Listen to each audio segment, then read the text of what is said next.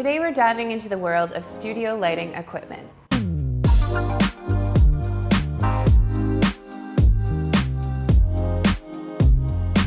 Whether you're new to photography or you're looking to expand your knowledge, understanding the essentials of studio lighting gear is the key to unlocking your creative potential.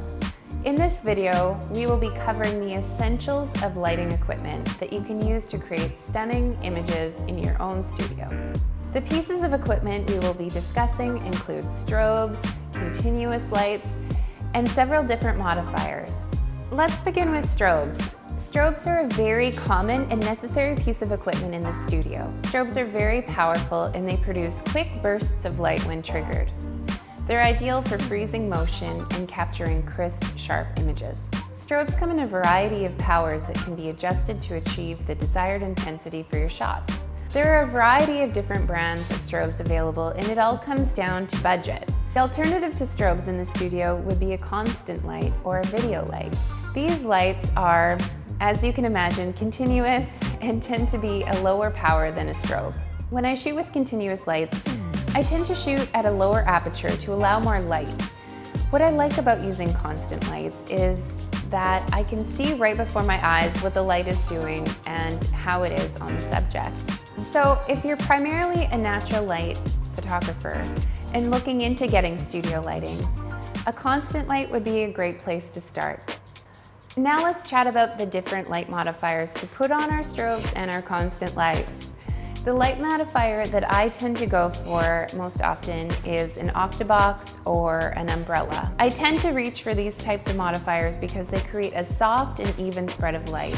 Umbrellas come in many different sizes and colors. The rule of thumb when it comes to modifiers is the larger the modifier relative to the subject or object, the softer the light. And when it comes to choosing a color for an umbrella, a white umbrella will produce a softer light versus a silver umbrella, which will give it slightly more contrast. The softest of all umbrellas would be a white shoot-through umbrella. This type of umbrella mimics a very soft, natural light since it throws light in all directions. It's typically used for newborn photography, maternity photography, family photography, or anything requiring a very soft and natural look.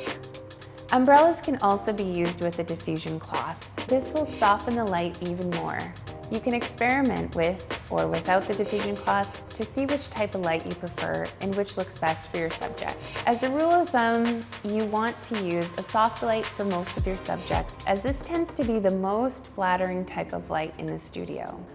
Octaboxes and softboxes are slightly different. The strobes and constant lights fire directly into the diffusion panels and directly onto the subject. Whereas with umbrellas, the strobe fires into the umbrella and is reflected back onto the subject. You may notice when you're shopping for softboxes that there are square softboxes, rectangular softboxes, circular and octagon softboxes. The main difference is that they create different catch lights in the subject's eyes and create different reflection patterns on products or objects. It is more common to use a square or rectangular softbox for product photography for the type of reflection that is cast. As you'll notice, it would mimic a large window. With people, on the other hand, we tend to go for more circular or octagon shaped softboxes because of the catch light that's produced in the eye. It really all comes down to personal preference, however, so if you're more comfortable or develop more of a taste for a certain style, then just do you.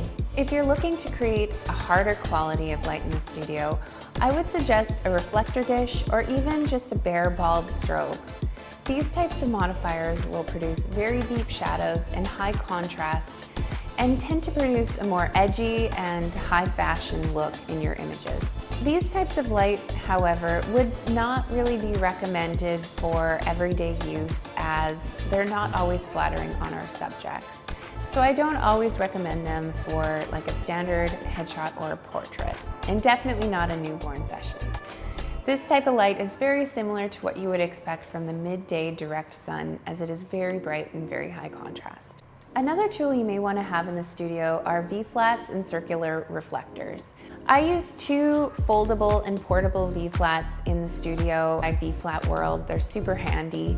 They tend to fill the shadows on the side of the face or the body when I use the white side, and the black side subtracts light and creates a deeper shadow on the subject's body or face if I want. This is very handy and a helpful tool in the studio, and there are so many more ways that you can use them than just the ways that I've explained.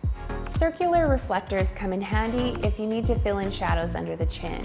I tend to use reflectors for headshot photography and for tighter beauty shots. I recommend experimenting with all types of modifiers to see which you prefer using. Remember, there are no wrong answers. The only mistake you can make is by not trying.